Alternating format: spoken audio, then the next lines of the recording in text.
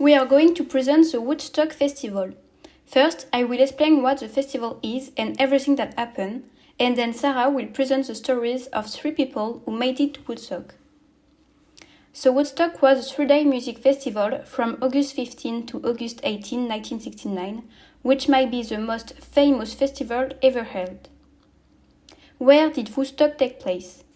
The idea of this festival came from 4 men, Michael Lang, Artie Kornfeld, Rose Rosenman, and John P. Roberts.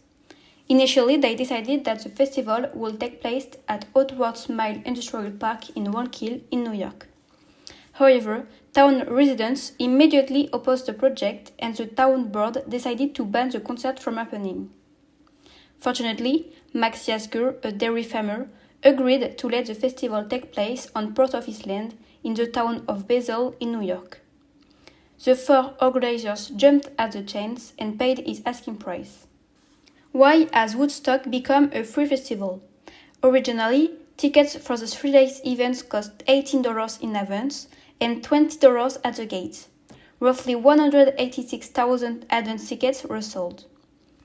Nevertheless, by the time people started arriving a few days ahead of the festival, the fences, gates, and ticket booths were still not ready. In an interview with The Telegraph, Michael Lang said, "You do everything you can to get the gates and the fences finished, but you have your priorities. People are coming and you need to be able to feed them, take care of them, and give them a show. So you have to prioritize." Consequently, the organizers decided to make Woodstock a free event. What were the consequences? The announcement of a free festival had 2 huge effects. The first was that the organizers were going to lose a lot of money. The second was that many more people than expected attended the event. The organizers expected about 50,000 people. However, it is estimated that over 400,000 people actually made it to the festival. No one had planned for this many people. The event caused a giant traffic jam. The highways in the area became car parks. People abandoned their cars in the middle of the road and walked to join the festival. Traffic was so bad that the organizers had to take helicopters to shuttle the performers from their hotels to the stage. Who was the audience? Most of the people who came to Woodstock were young adults, most of them hippies. In 1969, the one thing that affected everybody was the Vietnam War. It was also the era of the civil rights movement, a period of great unrest and protest. In this way, the outside world was a disaster. However, Woodstock was an opportunity for people to escape into music and spread a message of unity and peace. Overall, the festival brought together young people who opposed the Vietnam War, rejected traditional values, wore bright colors, used illegal drugs, and loved rock and roll. Thereby, the festival has become widely regarded as a defining event for the counterculture generation. How did the festival go? The day the festival began, it was rainy. The rain turned the whole place into a big muddy site. In addition, there was a lack of food, water, and toilets. Many of the concert goers brought small tents to sleep in, and some people who lived there gave blankets and food to some of them. Although this might not have been the most comfortable place, the festival took place in a very good mood. Moreover, there was surprisingly not a lot of violence. During the festival, a large amount of the mob consumed all sorts of drugs, had sex, and there was a lot of nudity. People seemed to share everything, and a feeling of peace was between them. What kinds of music were played at the Woodstock Festival? The kinds of music played were folk and rock. In all, 32 musicians, a combination of locals and world-famous talents, performed at Woodstock. Many musicians performed songs expressing their opposition to the Vietnam War. Richie Havens was the first performer to play.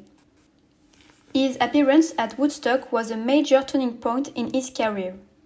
He played for nearly 3 hours and he was told to keep playing because many artists scheduled to perform after him were delayed in reaching the festival location because of traffic jam. Having run out of tunes, he had to improvise a song. Some of the music stars of Woodstock were the rock band The Who and Jimi Hendrix. At the end of the Woodstock show, the band's leader, Pete Townshend, slammed his guitar into the stage and threw it into the crowd. Jimi Hendrix also had a big show with the songs he played, including a new version of the Star-Spangled Banner. Fans consider these two shows as some of the greatest in rock history. So Woodstock was seen in two different ways when it was over. On the one hand, people saw it as a disgusting nightmare, nothing more than some angry, rebellious teenagers swimming in mud for an excuse to do drugs. On the other hand, most of the young people of the time saw Woodstock as one of the biggest music festivals of all time, and it gave them hope. As performer Richie Havens explained, Woodstock was not about sex, drugs, and rock and roll. It was about spirituality, about love, about sharing and helping each other, living in peace and harmony for 3 days. A film about Woodstock was released a year later, which allowed the organizers to regain a lot of money that was lost. As a conclusion, this festival was a huge success, and the phrase the Woodstock generation became part of the common lexicon. Woodstock was not only a festival, it was a gathering of love, peace, and music. Reports affirm that not a single shot was fired, not a single fight arose, and only 2 deaths were reported both due to drug overdoses. Furthermore, the joy felt during these unforgettable 3 days succeeded in outweighing the worst situations. Woodstock will forever be remembered as the 3 days during which nearly 500,000 people peacefully enjoy music as one. For this part, the words reported are testimonies. With my friend Bruno, we were in New York and we had to go up to Niagara Falls. Eventually, he convinced me to go to Woodstock. We decided to take the road and say that they would still run in a few years. Jacques Sabourin, 69 years old today, recalls. On a whim and reading different articles about the events in English magazines like the New Musical Express, the two Anglo-Saxon music lovers took their seats on a bus that took them to what would remain at the musical event of the century. Why has Woodstock become a free festival? Very excited, the two friends leave with empty pockets. We really didn't have any money, Bruno Eliard, 70 years old, recalls. After a 3-hour drive, arriving at the Bethel site, it didn't take them long to measure the magnitude of the event. There was a 30-kilometer traffic jam, one of the worst in American history. Many drivers even decided to leave their vehicles on the road to get to the site. Jack remembers perfectly the first night of drunkenness. It was a great night. The young people had taken out their guitar. We had finished at no time. I had slept on the roof of a motorhome with 2 Californians. The next day, upon awakening, the crowd gathers in front of the gates. Of course, you have to present your ticket to get through the doors. Except that, the two Frenchmen do not. Finally, the organizers decide, faced with the influx of participants, to let everyone in. Who was the audience? In this giant amphitheater, an American also enjoyed the show. Jim Shirley is 19 years old. Going to Woodstock is the culmination of his passion for rock music. He has been collecting vinyl since childhood.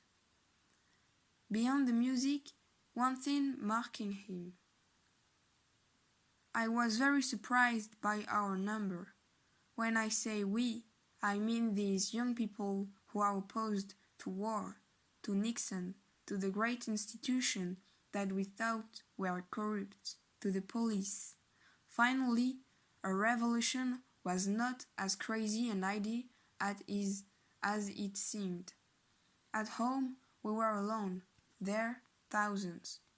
The festival quickly became a gathering place for peace, faithful to the slogan 3 days of peace and love, sold by the organizers, with a central topic, the Vietnam War.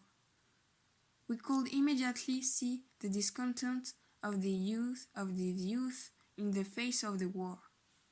I was also able to meet young people who avoid conscription, Jack says.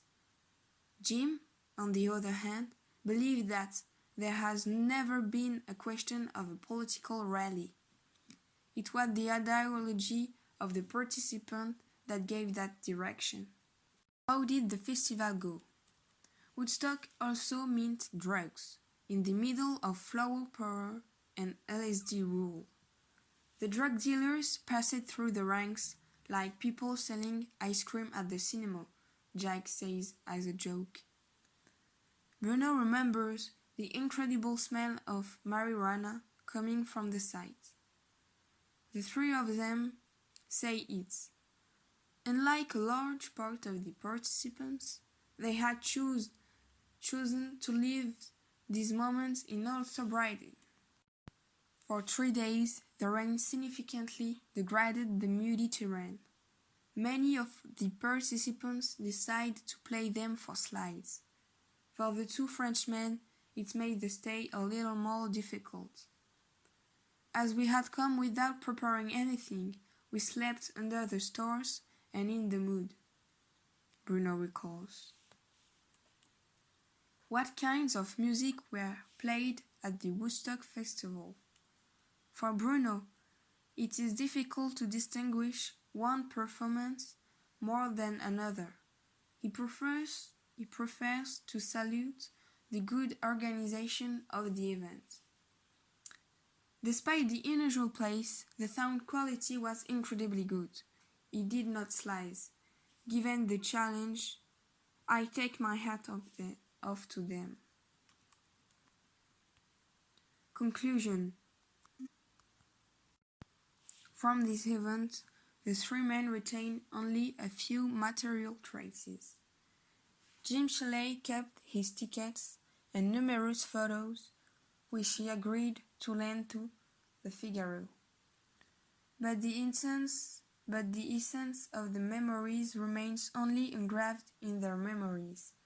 I keep as a souvenir the cool, friendly atmosphere and the kindness of people. We are lucky to have experienced this, Bruno says. Jim also feels lucky to have been able to listen to such good music. As for Jack, it was a real-life lesson that he learned from Woodstock. It allowed me to understand that to do things, to live life to the full, one must try and dare. So I decided to travel a lot.